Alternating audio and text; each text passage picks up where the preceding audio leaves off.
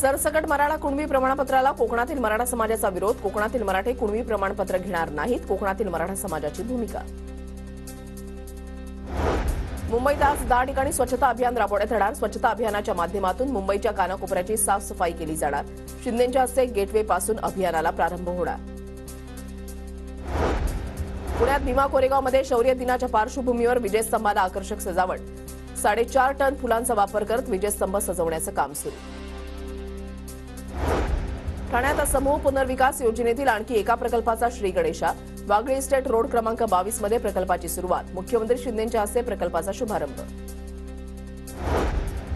सिंधुदुर्गचा पाणबुडी प्रकल्प गुजरातमध्ये जाण्याची शक्यता. जानेवारीमध्ये वायब्रंट गुजरात समिटमध्ये अधिकृत घोषणा होणार. प्रकल्पाला चालना मिळाली नसल्याचं चित्र.